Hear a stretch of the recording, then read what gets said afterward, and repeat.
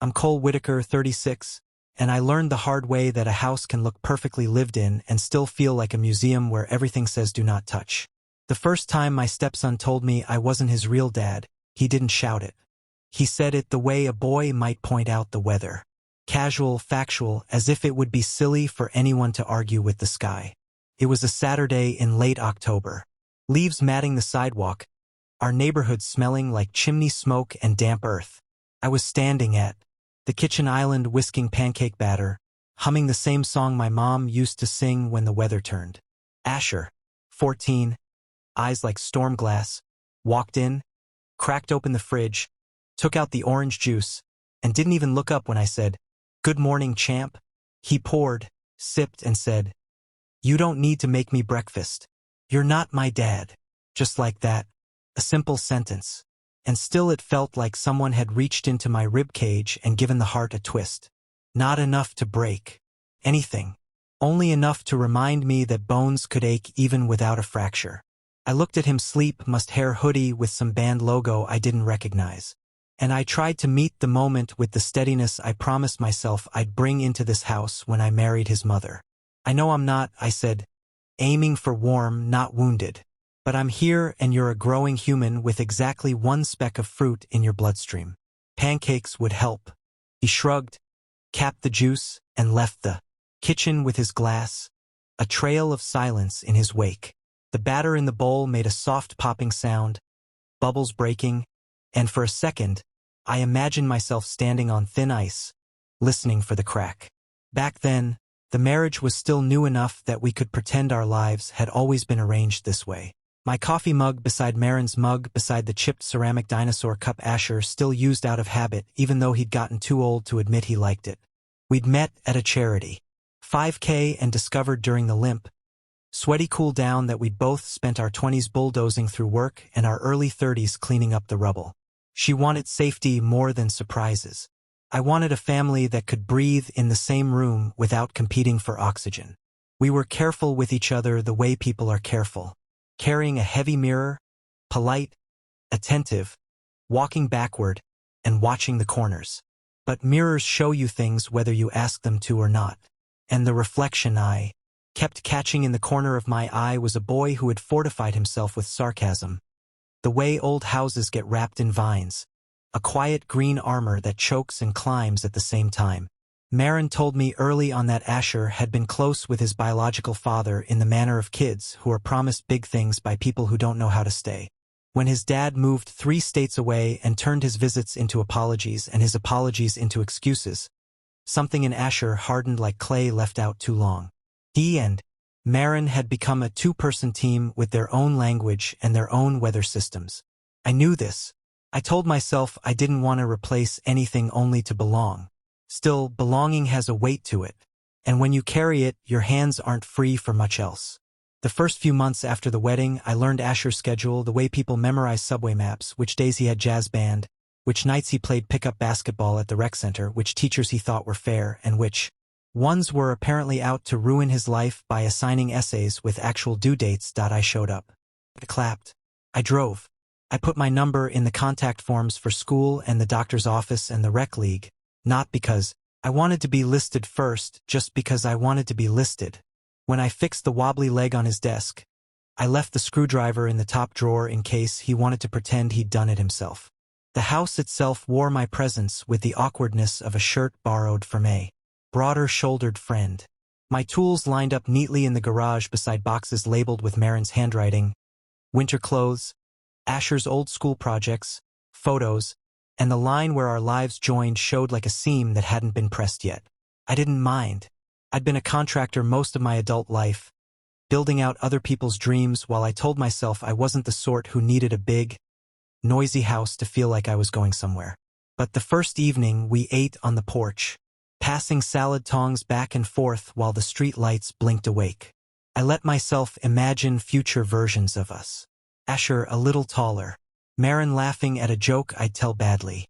Me learning not just where the light switches were, but which one stuck and needed a nudge. It wasn't a grand vision, just the kind of everyday hope you tuck into your pocket for later. The problem with hope is that it makes a quiet sound when it drops. The second hint of the ground shifting came at a parent-teacher conference. One of those evenings when the hallways at the middle school smell like pencil shavings and permanent marker and the desks looked too small for the people sitting in them. Marin and I sat side by side while Asher's social studies teacher, M. Hale, no relation, talked about group projects and deadlines like a coach reviewing formations mid-sentence. She said, "I emailed both of you last week about the missing assignment." And Marin turned to me, eyebrows raised. My email was blank. I checked it twice. Ms. Hale scrolled, frowning, then brightened as if she'd discovered the culprit. "Oh, sorry. I must have sent it to Asher's dad." There was nothing wrong with that sentence. It was correct. It just skipped over the space I was trying to stand in. Afterward, in the parking lot, I told Marin it was fine. I wasn't keeping score. I just wanted to be looped in. She squeezed my hand and said, "Of course, Cole." But when we got home and gently asked Asher to add me to his school portal, he said, "Why would I do that? You're not family, not cruel, not heated, just geometry. This belongs here, that belongs over there, and there are rules about how shapes fit. If you tally every small non-invitation, you'll run out of ink." The weekend, his grandpa visited and took them both to breakfast without asking if I wanted to come. The day the neighbor kid rang the bell and asked if Asher's mom could drive them to practice because the other guy didn't know the shortcuts. The nightmare and sister called with news, and the speakerphone stayed angled away from me so I could hear but not be heard. I told myself it wasn't personal even when it felt personal. I told myself families are like rivers and sometimes you're just a rock the water figures out how to go around. And yet, every time I made a detour for Asher, buying the better sports socks because his feet blistered, showing him how to replace a bike chain, coaching him on what to say when the teacher you think doesn't like you calls on you anyway, I could see in his eyes that he accepted the help and rejected the helper. There's a special kind of quiet that lives in a boy who has already decided to leave first, so he can't be left. It's the quiet that says, "I know what these stories do. I know how they end." It didn't help that Marin wanted peace so badly. She sometimes made a shrine of it. She would build a soft fence around difficult conversations, and when I'd ease my hand over the picket to ask softly whether she saw what I saw, Asher's crisp refusals, the way he referred to me as he instead of Cole when he told stories, she'd go still. "He's at an age," she'd say, as if adolescence were a storm we'd all agreed to wait out. "I don't want to push him." I didn't either, but I couldn't shake the feeling that if nobody drew a map, he'd treat our home like a wilderness where rules don't apply and whoever yells first wins. I had promised myself I would not become the stereotype, the man who arrives with new rules just to hear himself obeyed. So, I did what I've always done when a job gets delicate. I slowed down. I listened. I tried to learn the house's language. The squeak on the third stair, the way the back door needed to be lifted a fraction before it would latch. The difference between Asher's okay and is okay. I remember a Sunday afternoon in November, the day so cold it made the sun look dishonest. Asher had a science project due, a model of a bridge built to scale. He'd put it off and now had that particular teenage frustration that's part panic, part certainty that if the world were fair, deadlines would bend to moods. I offered to help him calculate the load distribution, something I'd actually done on real projects. He shot me a sideways glance, eyes half upon, half shuttered. "I'll just ask Mr. Jenkins tomorrow," he said. When I told him it was due tomorrow, he frowned like he'd been tricked. "Whatever. Mom says I can turn it in a day late." Marin, folding laundry 2 rooms away, called out. I did not say that. Gentle but firm. I gave Asher the tape measure and watched him flip it out and back, brass lips snapping. "We can build it together," I said, still trying to tuck the offer in a way that made it easy to accept. He put the tape measure down like he'd set aside an argument, not a tool. "I don't need you," he said. Not cruel, not heated, just a boy writing the correct label on a box. "You're not my dad." It would be convenient to say that was the moment something changed. But it wasn't a thunderclap. People like to tell stories about big breaks. Real life does its damage in drafts. Later that week, I picked him up from practice because Marin worked late. He got in the truck, wrung his hands in his hoodie pocket, and turned the radio dial to a station that sounded like 2 robots arguing in a cave. Halfway home, He cleared his throat and asked in a tone that tried and failed to be casual if I could drop him off 2 blocks from the house because Zach's brother might be outside and he talks a lot. I pulled over 2 blocks early. He opened the door, hesitated, and said, "It's just easier." I wanted to say, "Easier for whom?" I wanted to say, "Do you realize I've memorized which shoes you kick under the bench by the front door? That I know the way your voice loosens when you talk about music? That I have learned your joke timing and left space for the laugh you give when you surprise yourself?" I did not say any of that. I said, "Got it." And he shut the door so gently it felt like a thank you only I could hear. 2 days later, I overheard him on a voice chat telling someone, "No, that wasn't my dad.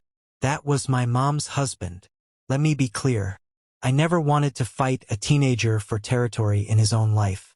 If anything, I wanted to build more of it. Add a wing where he could put his hobbies, a quiet loft where he could climb when everything felt loud. But territory has rules, whether you write them down or not. And the rule we kept bumping into said that if I stepped toward Asher, someone would whisper that I was stepping over him. Marin's ex started texting more around then. Pictures of a dog he'd adopted, a video of the snow in his new city, a promise to visit soon. Each time of Marin's phone sounded like a test I hadn't studied for. She tried to be transparent, held the phone where I could see, rolled her eyes when the promises grew grand and improbable. "He's still not great at follow-through," she'd say, and I would nod like a man agreeing that the rain was in fact wet. But inside, I could feel a gear clicking forward. Asher's dad floating back into orbit, a bright object he could point to and say, "There, that is where belonging lives. Don't confuse me by offering a different address." When the holidays arrived, the house got merry with effort. I wrestled the tree into the stand and let Asher hang the good ornaments while I took the ones nobody likes and filled in the backs. Marin played a playlist of old favorites and newer songs that try to sound like old favorites. For a few hours, peace felt possible, like something you can set out on a platter and slice for everyone. Then, as we were packing up the ornament boxes, Asher asked if we could skip the weird morning thing on Christmas. Our tradition from scratch of cinnamon rolls, coffee, and taking turns reading the little notes we'd tucked into each other's stockings. "It just feels forced," he said, and I could tell by the way he didn't look at me that forced me. Marin, caught between us with the tinsel, tried to negotiate. We could make it shorter. We could move it to afternoon. We could do just the notes. Asher shrugged. "I just don't want to pretend we're something we're not." He left it there, and I stood in the living room with my hand on a cardboard box, staring at our reflection in the dark window. A man, a woman, a boy, 3 shapes that should have made a family in the glass. The glass didn't lie. It just didn't offer captions. What slid the knife in deeper was how courteous Asher could be to me in public. At the grocery store, he'd step aside so I could push the cart. At the rec center, he'd say, "Thanks for the ride," loud enough for his friends to hear. I understood that politeness can be a mask and sometimes a gift. Still, in those moments, I felt like a substitute teacher with a good classroom voice, respected at arm's length, trusted to keep the pencils sharpened. One night after a game, the boys crowded around, slapping each other on the shoulders, voices cracking in gleeful bursts. "Your dad's truck is nice," one of them told Asher. He didn't even blink. "That's not my dad," he said. I'd heard it before, but this time the boy looked at me, saw me seeing me, and fumbled. Sorry, man." I smiled and pretended to be amused. When Asher climbed in, I said carefully, "You don't have to correct kids like that. It just gets awkward." He didn't look up from his phone. "It would be awkward to lie," he said. The screen lit his face from below, making him look like someone I was still getting to know. Then came the evening that would turn from hint to pattern, from pattern to problem. A Wednesday with the kind of frayed energy that midweek brings. Marin was at a late meeting. I made spaghetti because it felt like the most neutral food on earth. Something you can offer without implying a philosophy. I set 2 plates on the table and texted Asher to let him know dinner was ready. 5 minutes 10:15. When I knocked on his bedroom door, I heard laughter burst and cut off. "Can we talk for a second?" I asked through the door, and the door opened slow. He was on a video call with 2 friends, screen propped against a water bottle. Everyone's faces little moons in a rectangle sky. I made dinner, I said. You can eat later, he said, not unkindly, like we were discussing the weather again. It'll be cold, I said. Microwave exists. One of the little moons chirped and they all laughed. Not cruel, but not with me. I felt something wobble inside. The way a table does when you discover one leg is shorter than you thought. I'd like us to eat together, I said. He tightened his jaw, glanced at the screen, and then said distinctly, My mom said I could eat in my room. I didn't know whether that was true. Maybe she had once. Maybe he was generalizing permission. Maybe he was testing boundaries the way you tap a fence to hear if the chain link rattles. I stepped back, tried again. It matters to me that we sit down sometimes. I said, It's not about control. It's about being in the same room. He held my gaze long enough to let me know this wasn't a misunderstanding. Then he said the line that would echo later in the quietest corners of my head. Why do you care so much? You're not my dad. The friends on the screen went quiet. Their faces tilted, curious. I swallowed for a heartbeat. Rage wasn't even in the catalog. Only the old ache of someone watching a door slide shut. I care because I live here, I said more softly than I felt. I care because I care about your mother. Care because I like you. He nodded like a judge handing down a sentence. You don't have to, he said. Then he picked up his phone and put his headphones on, which is the modern version of turning your back. I ate at the table alone, the spaghetti going gummy as it cooled. The house hummed, fridge cycling on, heater exhaling, pipes clinking as someone used water upstairs. I tried to picture my way out of the moment. Tomorrow I would apologize for knocking at the wrong time. Tomorrow I would tell him the story of how my own stepfather won me with quiet persistence and the correct wrench size. Tomorrow I would draw a line that wasn't a threat, just a shape for us to fill in. But tomorrow sits on a shelf above tonight, and you can't reach it when your arms are full of the present. When Maren got home, I told her what happened. She put her hands on my shoulders and asked if I was okay in a voice that said she knew the question was insufficient. I said I was because the truth would require a longer conversation than either of us had energy for. She went upstairs to say goodnight to Asher. I sat there long enough for the street lights to switch off. That was the first time I caught myself wondering whether I was building a house where I would never be allowed to live. It wasn't a decision. Not then. It was a thought I pretended was a stranger that had wandered in and would wander out again. The next morning, the house smelled like toast and shampoo. Asher came downstairs with his backpack half-zipped. Maren with her hair up and her keys in her mouth. Ride? I asked, holding up the keys. We're good, Asher said. And he and Maren traded a look I couldn't read. On the way out, he paused, looked at me like he was measuring something. Distance, maybe? And said, Not mean, not sharp, only perfectly precise. You don't have to try so hard. The door closed. The house sighed. The quiet that followed felt different than other quiets. And I sat in it, listening to what it had to say. The weeks that followed felt like watching a slow leak in a ceiling. Not a sudden flood, but a steady drip that you can't quite patch without tearing half the house apart. Maren kept trying to be the diplomat, smoothing over sharp edges before they could scrape anyone too deep. But diplomacy, when applied to, often starts to look like favoritism to the person who is always asked to give ground. And in this case, that was me. It showed up in the little negotiations that never seemed to go both ways. If Asher wanted to skip dinner, Maren would sigh and let him. If I asked if we could all sit together once or twice a week, the request was labeled pressure. When Asher wanted the newer phone upgrade before his contract was up, Maren said, We'll make it work just this once. When I suggested we wait, she smiled at me like I was the one being unreasonable. The message was clear. My job was to adapt. His job was to be accommodated. I told myself this was just temporary, that teens test boundaries. But there was something sharper underneath. It wasn't just boundary testing. It was Asher learning that if he framed me as not real family, he could tilt every scale in his favor. Thanksgiving was the first time the favoritism felt like a performance. Maren's parents came over. The table creaked with turkey and sides, and Everyone traded polite laughter while I carved. Asher's phone under the table barely engaged until his grandfather asked him how school was going. Suddenly, he was animated, telling stories, even making jokes. When Marin's dad glanced at me and said, "Sounds like you're doing a good job, Cole," I smiled. But before I could thank him, Asher cut in smoothly. "That's Mom. She's the one who does everything." The room chuckled. Marin's cheeks flushed, and she reached across to squeeze Asher's hand like he'd just delivered a toast. I sat there with the carving knife still in my hand, realizing I had just been edited out of my own home in front of an audience. December only deepened the rift.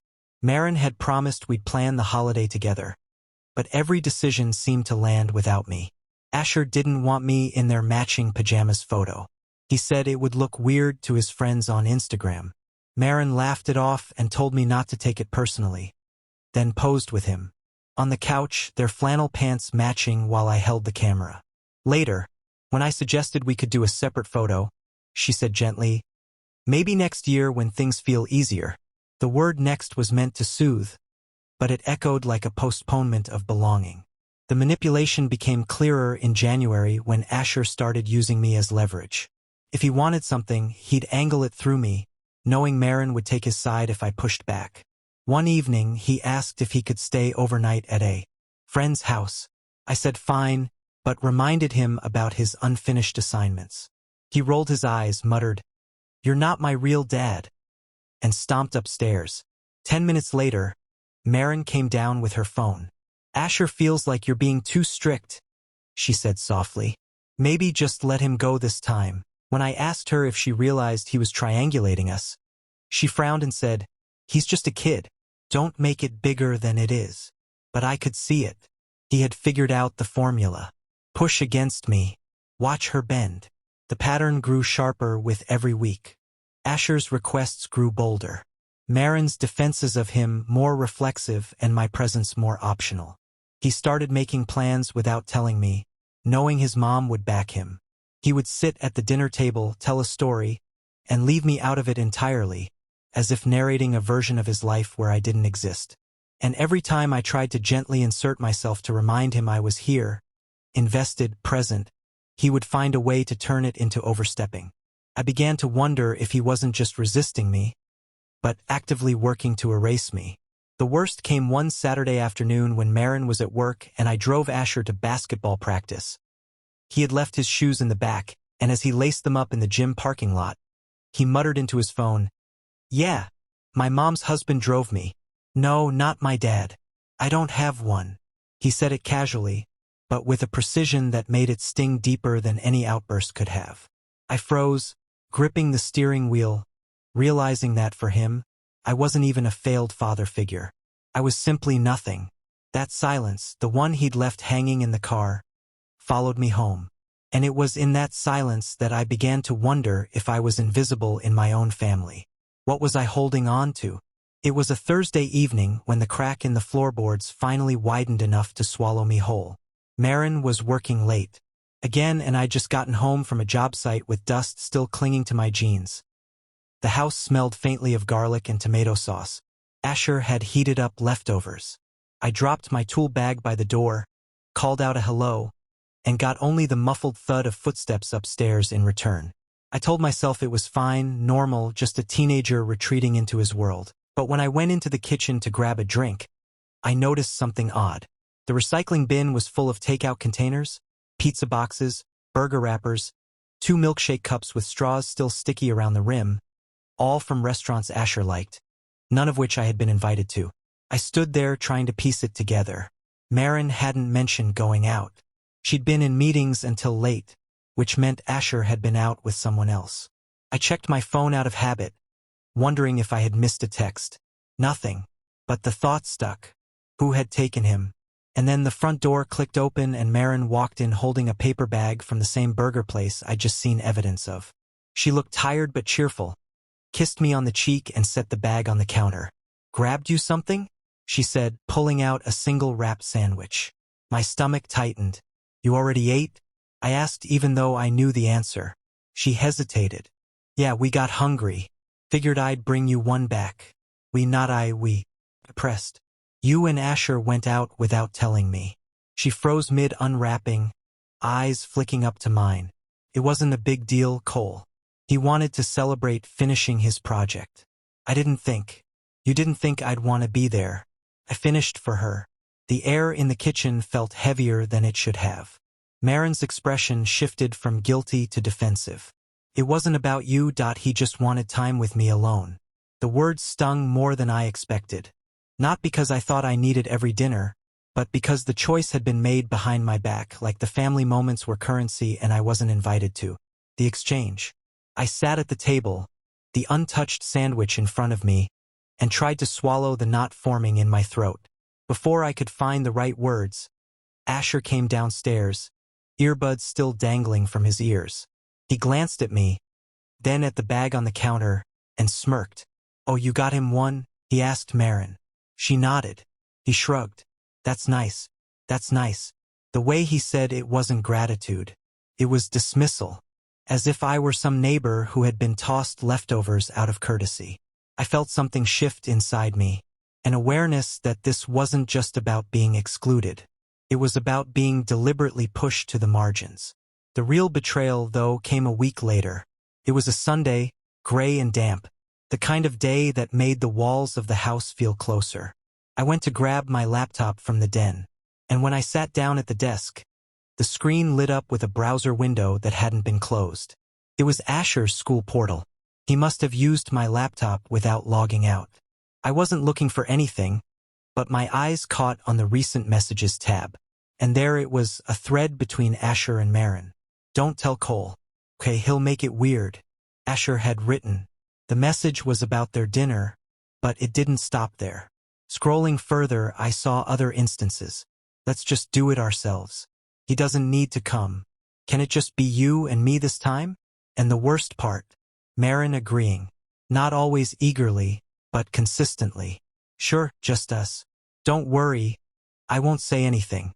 It was like being erased in real time. My wife, the person I thought was my partner, was colluding, even if she thought it was harmless. I sat there staring at the screen until my hands started to shake. It wasn't just a teenager's rebellion anymore. It was sanctioned, encouraged. That night, when I tried to talk to Marin, her first response was an apology. It was explanation. "Cole, you don't understand. He needs me. He doesn't trust easily. If forcing you into every moment makes him resentful, what good does that do?" Her words felt like a verdict. Not about my worth, but about my place. I wasn't to be part of the inner circle. I was to wait at the edges, patient, grateful for scraps, while the real family carried on without me. And in that moment, with her defending secrecy and him smirking in the background, I realized something terrifying. I wasn't fighting for inclusion anymore. I was fighting against deliberate exclusion. They weren't just leaving me out. They were closing the door and locking it behind them. That was the night I stopped wondering whether I was being paranoid. The betrayal wasn't subtle anymore. It was undeniable, and it set the stage for a decision I could feel building in me, like a storm waiting for the right crack of thunder to finally break.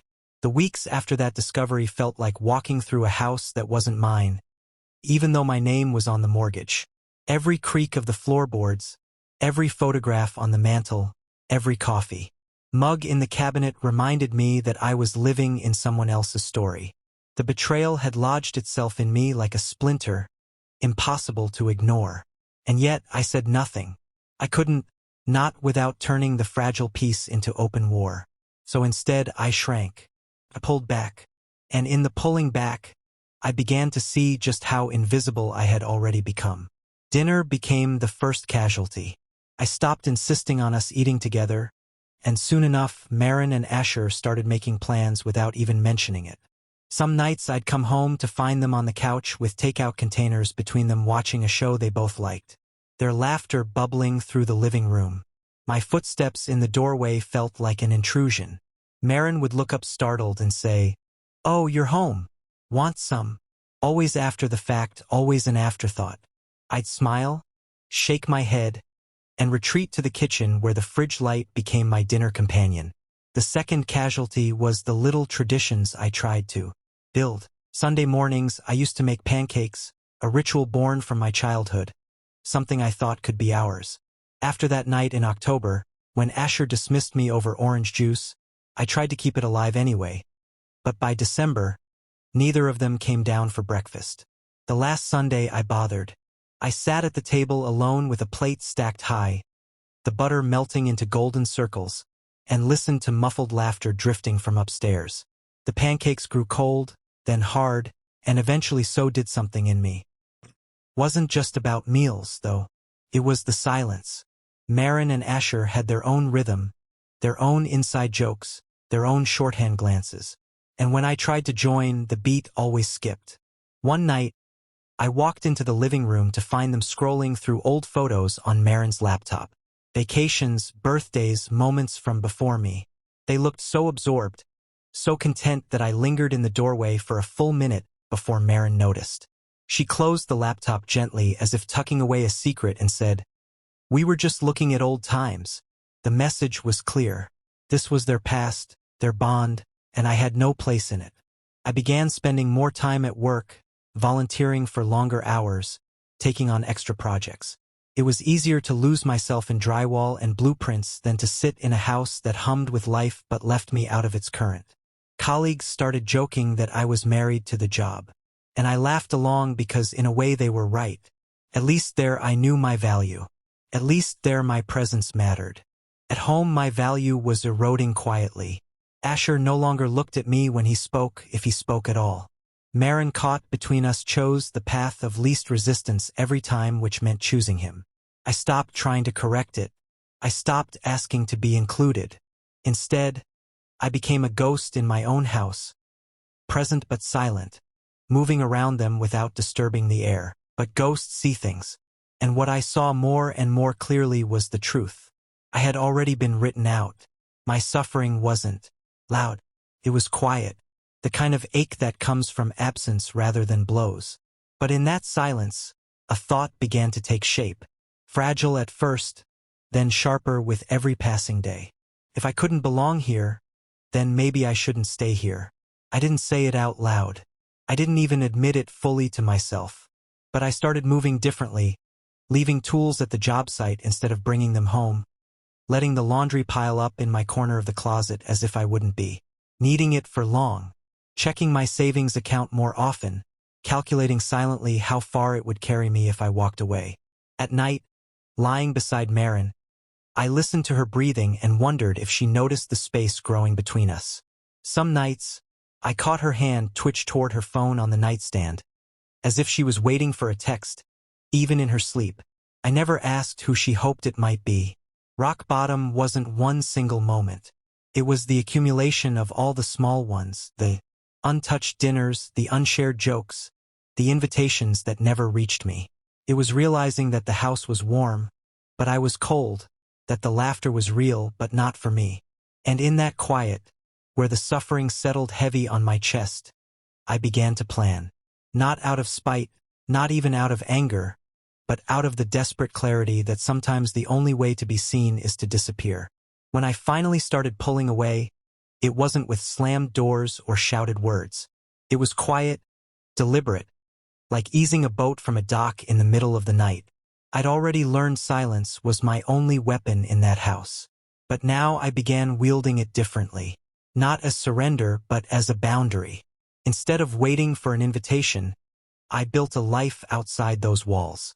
And for the first time in months, maybe years, I felt myself breathing without asking permission. It started at work. I've been a contractor most of my life, but I'd always stayed in the safe lane. Steady projects, enough to pay the bills, never enough to change the game. With more time on my hands, and less energy wasted trying to wedge myself into a family that wouldn't hold me, I said yes to bigger jobs. I took a renovation project downtown that other contractors had turned down because of its scope.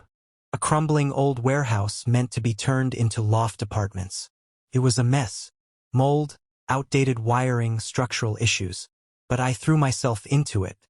My crew noticed, my clients noticed, and soon so did people I hadn't even met. Word of mouth is currency in my line of work, and my name started circulating in rooms I'd never been invited into before. An architect I respected reached out about partnering on future builds. A property developer asked me to bid on projects I wouldn't have dared to touch a year earlier. For the first time in a long time, I felt powerful. Not because anyone handed me respect, but because I had earned it on my own terms. Every blueprint signed, every beam raised was a reminder that I had worth, even if my own family refused to see it. The money followed, not in a flashy way at first, but in steady, undeniable increments. The kind of money that changes possibilities. I upgraded my truck, not to show off, but because I needed something that could handle the workload. I invested in better tools for my crew and their loyalty deepened in return. One of them, a younger guy named Matteo, told me one day, "Boss, you've got a reputation now. People know you finished strong." That sentence stayed with me longer than it should have.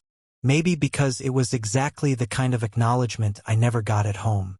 Outside of work, I began filling my evenings differently. Instead of sitting in the kitchen listening to muffled laughter upstairs, I started going to the gym again. I reconnected with an old friend from college, David, who had just moved back to town. We met up for coffee, then dinner, and before long we were laughing like we hadn't lost a decade. He asked me how things were at home, and though I didn't spill everything, I admitted I felt displaced. He didn't pity me. He just listened, then said, "Maybe it's time you stopped waiting for a seat at a table that isn't set for you." That line became a kind of mantra. I stopped waiting. I started traveling on weekends when I didn't have projects. Small trips at first, driving upstate to hike trails I hadn't seen in years. Renting a cabin for a night just to sit by a fire without hearing the constant low hum of rejection in the background. Every time I came back, the house felt a little less like a cage. I could feel myself loosening as if some invisible rope had been tugging at my chest for too long, and I was finally letting it unwind. Marin noticed. Of course, she'd ask where I'd been, why I didn't wait for them before making plans. I'd answer calmly, no edge in my voice. "Figured you had your own thing going." She'd frown like she couldn't quite place the new rhythm. "Asher." 4. His part barely looked up. If anything, my absence seemed to confirm what he'd been trying to prove all along, that I didn't belong. But what he didn't see was how that very absence was giving me strength. Because while they tightened their circle, I expanded mine. Clients respected me. Friends valued me. Strangers paid me for my skill and left me with gratitude. Each day, I carried a little less of their rejection and a little more of my own worth. My name, my work, my presence. They were being recognized in ways that no teenager's cutting remark could erase. And deep down, though I never said it aloud, I began to see the power in my silence. They thought I was fading, irrelevant. But what they didn't realize was that I was building. I was laying foundations elsewhere, stronger ones that didn't crumble under the weight of dismissal. It was in that quiet growth, financial, personal, emotional, that the first seeds of a different kind of plan began to take root. Not just leaving, not just escaping, but leaving in a way that they would feel the absence, taste it, choke on it. A silence so heavy it would force them to hear what they had been refusing to listen to all along. The turning point didn't arrive with fireworks or confrontation. Came the way most life-altering moments do, quietly slipping into place while no one else was paying attention. By the time I realized what I had in my hands, the setup for revenge had already begun. It started with the warehouse project. The developer, a sharp but fair guy named Lyle, asked me to stay on after completion as his go-to contractor for future builds. He didn't just want my labor, he wanted my judgment.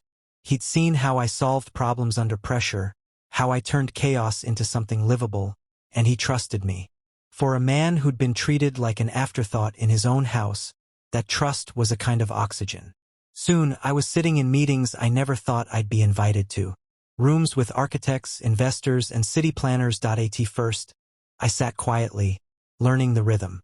But little by little, I realized my voice carried weight. When I made a suggestion, people took notes. When I laid out a plan, they followed it. I wasn't just a contractor anymore. I was becoming a partner. The money shifted again more quickly this time. With each project, I carved out a bigger stake. My accounts grew in a way that almost embarrassed me. I didn't talk about it at home, Marin never asked, and Asher certainly didn't care. But I knew. I knew I was building something far bigger than a paycheck. Power, influence, independence. All the things that couldn't be taken from me by a teenager's sneer or a spouse's silence. But what made it interesting, what turned it from personal growth into potential revenge, was how much of my life outside the house remained invisible to them.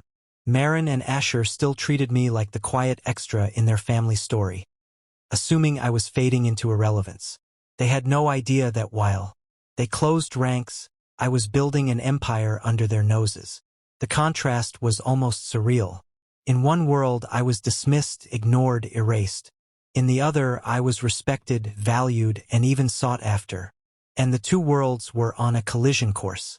The setup deepened in unexpected ways. David, my old college friend, turned out to have contacts in finance. Over a long dinner one night, I told him about the contracts I was signing and the money flowing in. He leaned back in his chair, whistled low, and said, "Cole, you don't realize it yet, but you're sitting on a foundation most people would kill for. You don't need anyone's permission anymore. You can choose who gets to stand beside you." His words hit me like a hammer. For so long, I had been trying to win permission to belong in a family that didn't want me. But out here in the world I was building, I didn't need permission. I only needed clarity. And clarity came one evening when I returned home earlier than usual. Marin and Asher were in the living room laughing over something on his phone. I set down my keys quietly, and before they noticed me, I heard him say, "See, I told you he doesn't matter. He's barely even around anymore." Marin didn't correct him. She didn't defend me. She just sighed, a soft sound, almost indulgent, and said, "Let's not talk about it right now." That silence, her silence, spoke louder than words. They thought my absence was weakness. They thought I was shrinking. What they didn't know was that I was preparing. That night, I lay awake, the decision forming in me with sharp edges. I wasn't going to explode, to scream, to demand they see me. That would only prove their point.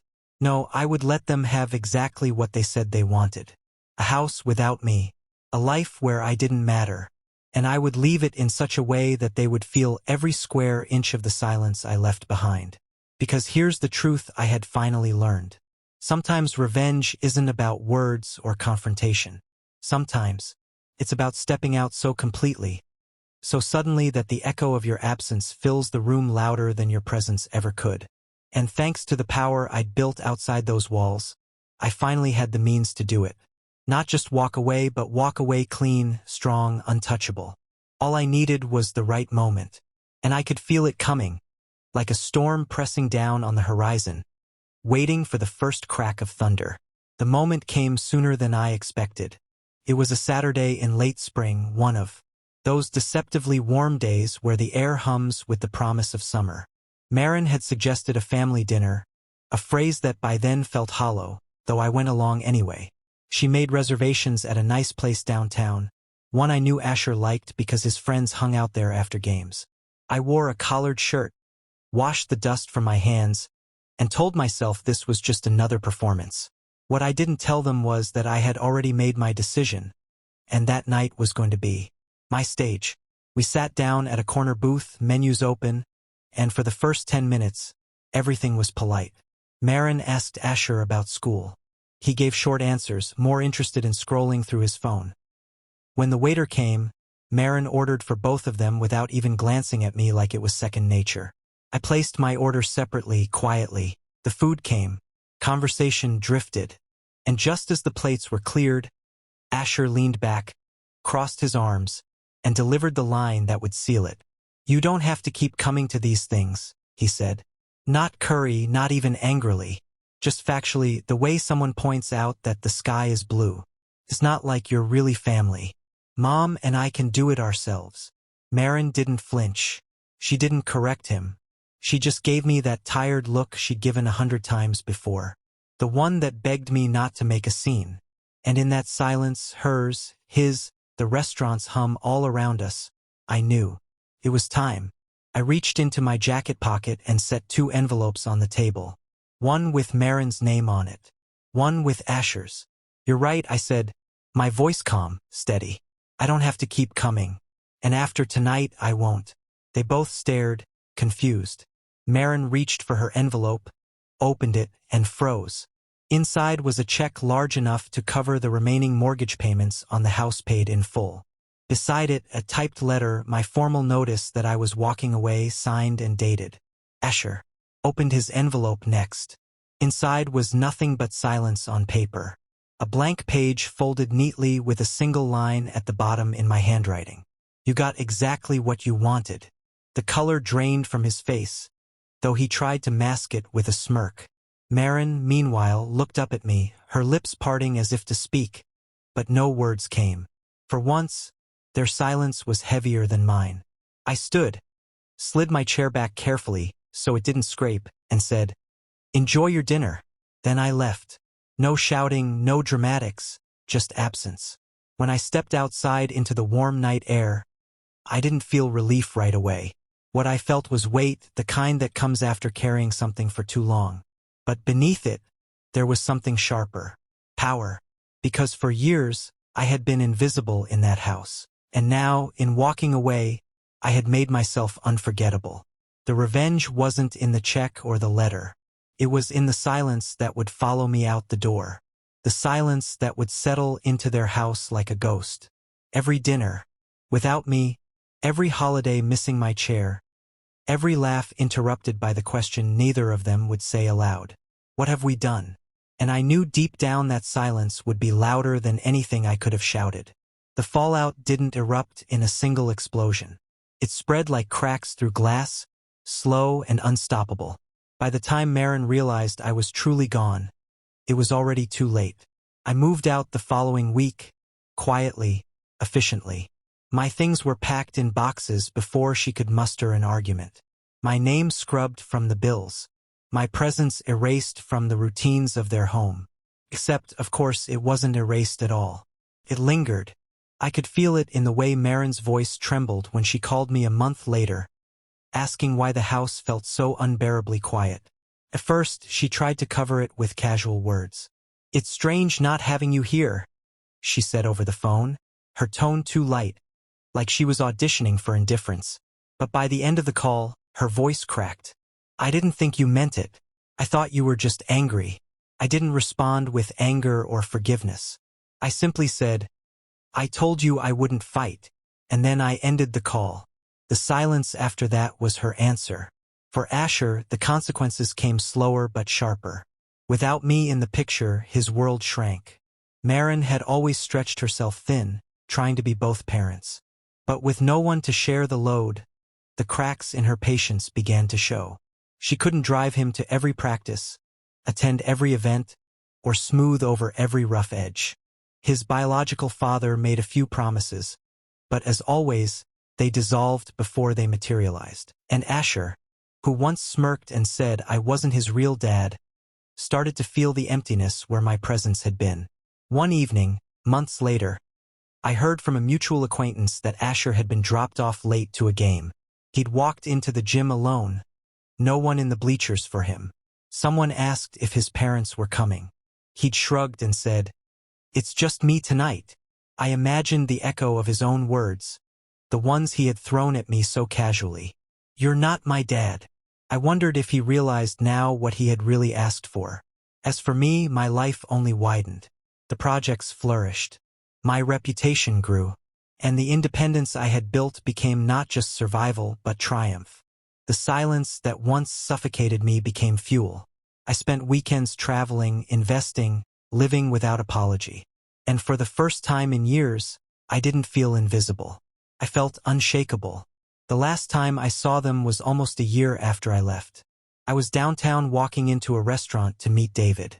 Through the glass, I spotted Maren and Asher at a table near the window. They weren't laughing. They weren't animated. They were eating in silence, both staring at their plates. For a moment, neither of them noticed me. And in that moment I saw it. The consequence they could never outrun. They had gotten exactly what they wanted. A family without me, and it looked nothing like what they thought it would. Asher glanced up, saw me through the glass, and froze. His fork paused midair, eyes wide, his face pale in the reflection. Marin followed his gaze, her hand tightening around her glass until her knuckles whitened. I met their eyes for a single unbroken second. Then I turned and walked inside, not toward them, but past them into a different life entirely. And as I sat down at my own table, laughter already bubbling from the friends waiting for me, I realized the final truth. Sometimes the loudest revenge isn't in what you say or do, it's in what you leave behind. The silence they mocked had become my weapon,